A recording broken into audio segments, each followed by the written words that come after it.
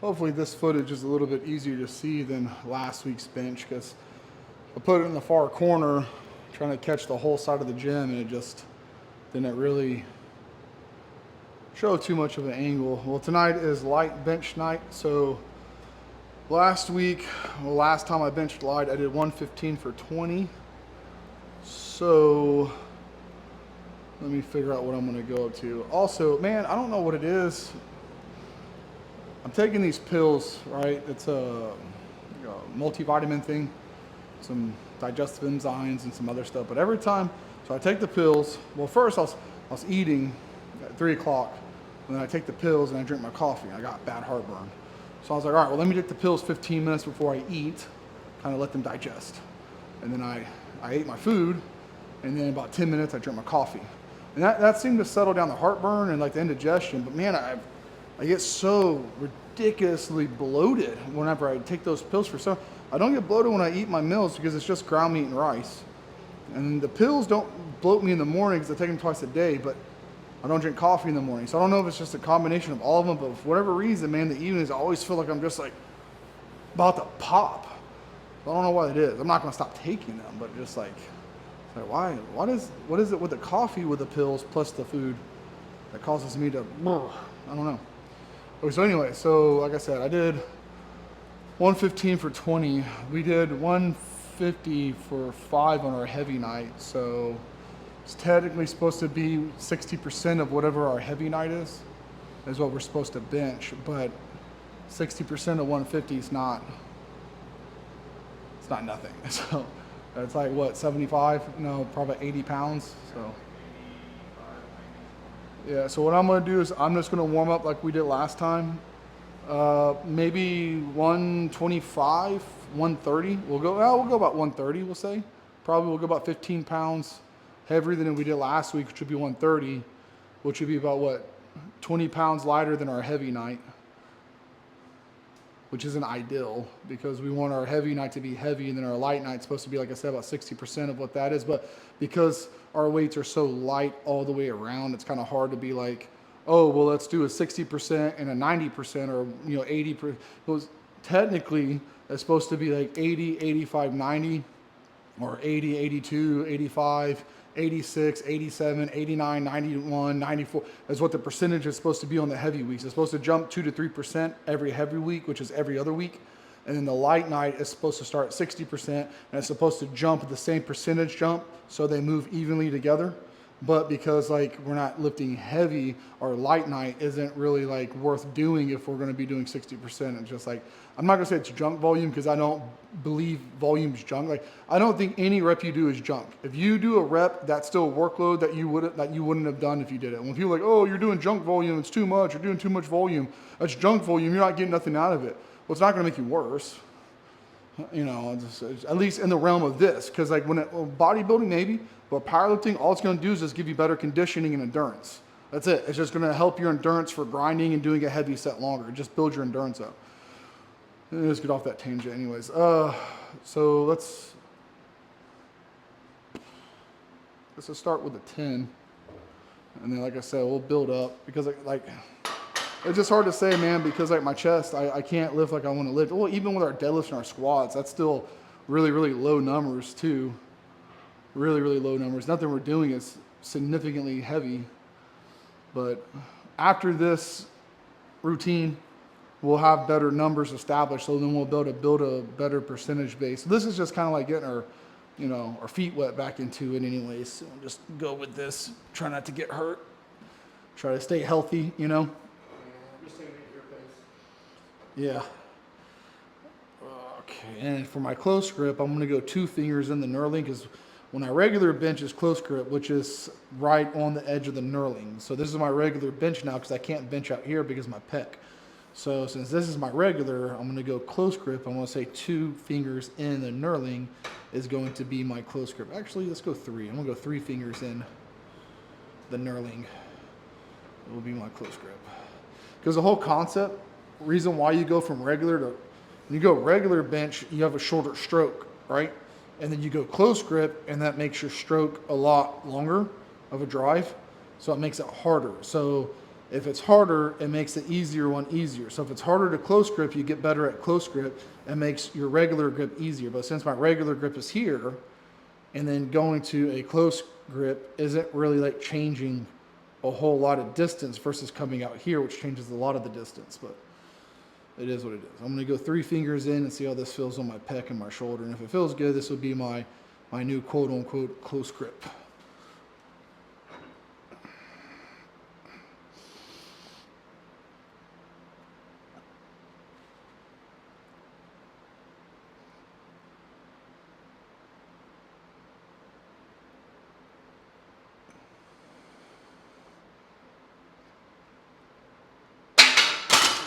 I'll just see how that goes tonight, growing in a little bit more on the grip.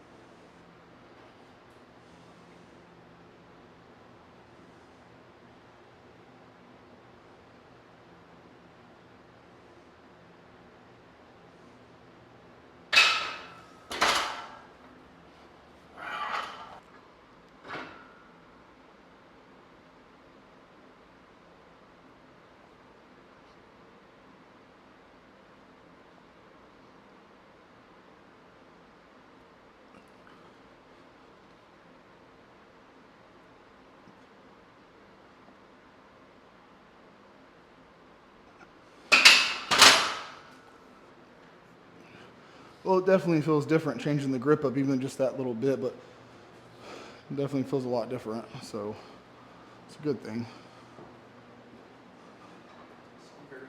Yeah, little variation to it.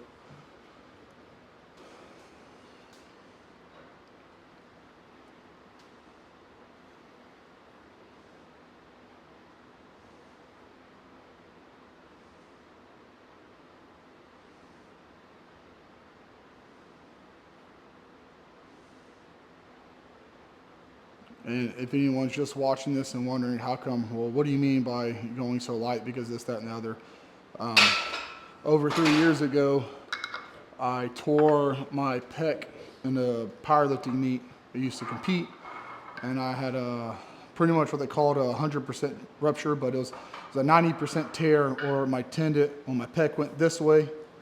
My pec went this way, my tendon went this way, and it separated at the connective tissue where they meet. And I had to have surgery, so it's something I haven't really done in a while, but something I'm wanting to get back into. And I know I'm never going to be as strong as I was, but I'm going to see if I can't get back up to a 225-pound bench. I guess that's how I should have started this video. I should have been like, all right, back in the gym, on the road to 225. But I guess I didn't really think about it. Kind of tired tonight, actually. Feeling a little worn out.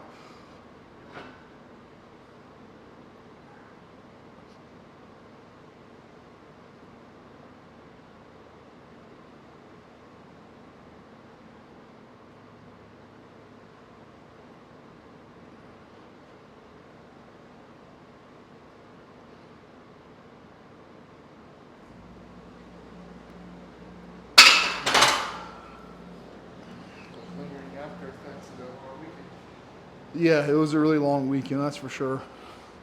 Yesterday I got home from work, right? And I made my food for today. And I laid on the couch. I was like, oh, I gotta do my yoga. And instead I slept for like 2 hours. I still went to bed at like 9:30, 10 o'clock. 9 o'clock I was in the room. I don't know what time exactly I fell asleep, but it was sometime between 9:30 and 10.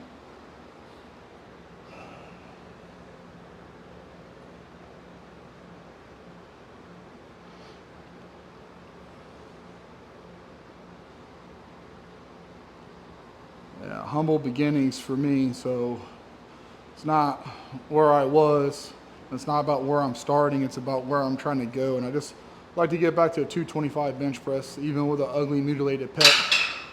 I just feel like the stronger you are, the heavier weight you can move, the bigger you're gonna be, because they'll carry over into bodybuilding. Because like if I can lift heavier weights for higher reps while I'm trying to bodybuild and get bigger, I'll have bigger muscles. Like a stronger muscle always has the potential of being a bigger muscle, and a bigger muscle always has the potential of being a stronger muscle. So they go hand in hand, they complement each other. So it's just kind of like, why would I not try to build my strength back up, get to a certain point of strength again so I can start doing volume and repetition? Because even like people are like, oh, bodybuilders aren't strong. But there's a lot of pro bodybuilders and even amateur bodybuilders that do like 315, 365 for sets of 10 to 12 on bench.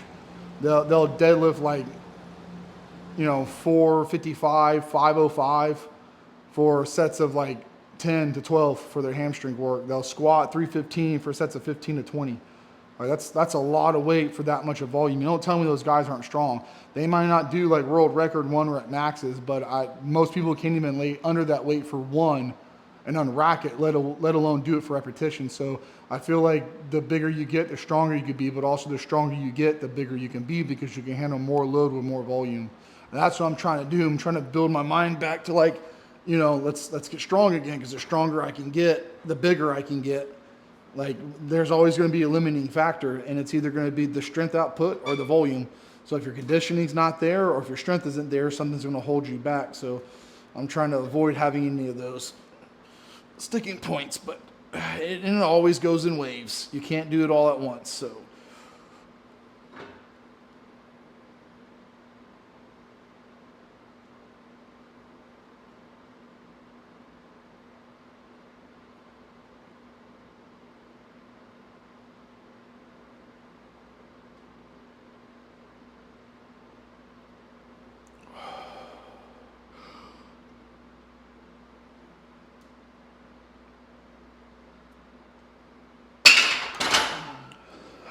oh, and here's another thing real quick. When people talk about death grip, you can see this on camera. They say don't do a suicide grip like this. Don't do a suicide grip, because the bar is going to slip out of your hand. Always put your thumb under like this. I've had the bar slip out of my hand twice. Once at a commercial gym, the bar was bowed and it rolled under, and when I grabbed it and when the 225 went, because the bar tried to flip back over, your thumb's not going to catch that much weight that's going. And then I had it happen again with another bar that was bent at 340 pounds. And I was grabbing it and holding it. And that little bitty joint right there is not going to hold 340 pounds if the bar rolls, because it's bowed and it flips in your hand and slightly makes a forward rotation. Once your wrist breaks forward and all that weight shifts on there, there's nothing you're doing to hold that. Nothing. You said it's a little bit safer to bench like this, and I'll somewhat agree with you to an extent, but the safety level isn't what you think it would be for someone who's had 2 bent bars roll out of my hand. So ever since then, when I got my own gym, my own equipment, this bar is only used for squatting and benching. That is it. That's the only thing this bar is used for, is squatting and benching, so it doesn't get a bow in it. No dropping, no barbells, nothing else. And I was actually going to buy a Texas squat bar for just squatting, and a Texas power bar for just benching, just so that way I know the bar wouldn't bow and never have that happen again. And that happened over the course of a 10-year span for both of those instances. This is what, 115? 115. Let's go 125. Let's go 125. Let's just go up by 10. I'm not in a rush. I'm not in a rush to get the weights up heavier. Like, the strength will come back. I got to make sure the tendon and the scar tissue is strong enough to hold it up. So we did 115 last week for 20, and I'll see how many I could get. And I think, like I said, that weekend really wore me out. And I just have a lack of energy and enthusiasm right now. It doesn't mean I'm not going to give it everything I got. Give it everything you got. Everything you got.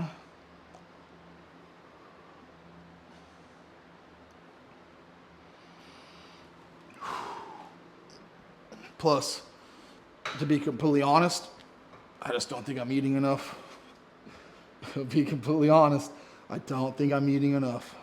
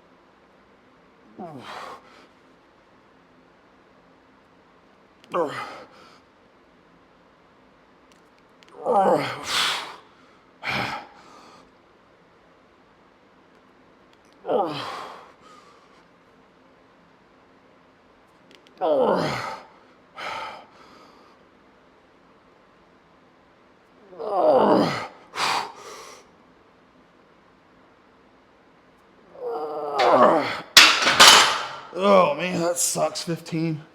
10 pounds heavier, but 5 less reps. Oh, that sucks. I was hoping for at least 18, 19. Huh? It's only 5 less reps.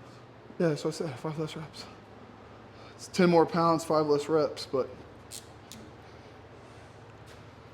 still sucks. 'Cause I did 20 last week. I was hoping for at least 18.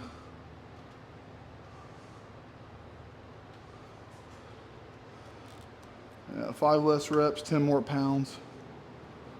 Oh well, it's because I'm not eating enough.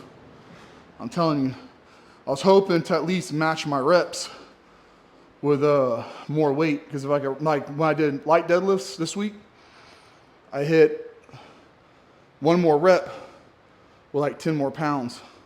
Went up by 10 pounds and got an extra rep. This one went up by 10 pounds and I dropped 5 reps. But I also grabbed it in a lot closer too, because last time I grabbed it right on the knurling, this time I went 3 fingers in, so we'll just say that's the reason why.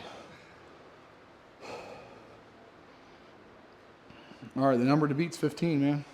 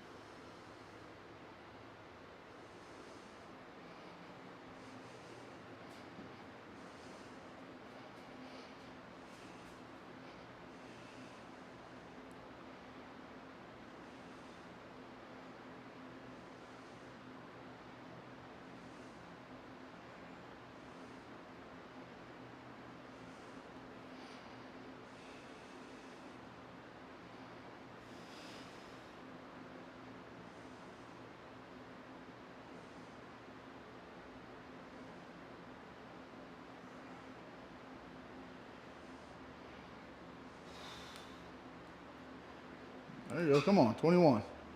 That's what you did last week, get 25.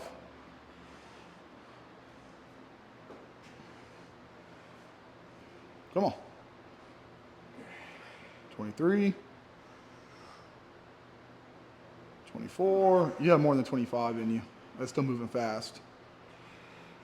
25. You got moved. Yeah, it's burning and you're breathing heavy, but you got more. Come on. 26. Ah, you got another one. You got another one. Take a second. Take a second. Big breath. Hold it. Don't let it out. Drive. Drive. Yeah. Come on. No, you let your breath out. Deep breath. Embrace. Get the abs tight. Press, press, press, press, press. That was good, man. That was real good. So I just filled all my triceps. I try to put the whole entire load on the triceps. I try to use as little chest as possible in this now. Back then, when I had healthy pecs, I would try to put it all on the pecs. But now, because I can't do that, I put it all on the triceps. So right now my triceps are on fire, and my pecs don't even feel like they got any work. But like I said, it's something I'm gonna work into. It's a mental thing, but it's also a physiological thing too. Oh yeah, so after this, we're gonna do nothing special after this. We're gonna do 5 sets of dumbbell press, 5 sets of incline dumbbell press, 5 sets of decline cables, low cable crossover, should I say. And then we're gonna do 5 sets of V-bar, 5 sets of side lateral, 5 sets of front lateral, 5 sets of bent over lateral. It's a lot of assistance work. And then we're shooting for about 20 reps on every single thing we do after this. That's just the nature of the beast. We go heavy on the first move, and then we do a lot of volume work for conditioning and muscle fluff. So that way, not only do we get stronger, but we also get bigger. And we build around the lift by doing certain accessory movements that help make the lift stronger by doing other movements that are around the area of what we're trying to strengthen up. So, okay, that's it for this video, guys. Thanks for watching, and we'll see you next time.